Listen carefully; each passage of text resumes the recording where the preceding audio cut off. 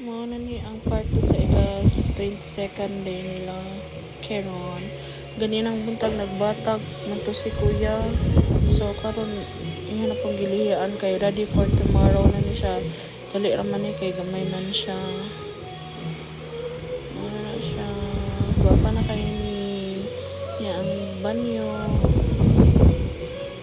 Mao na ni. Oh! Oh! Sina. Mao na siya. Lamig ang gabi. Yeah! Tulad ng dati. Yeah! Ay, hala. Ah!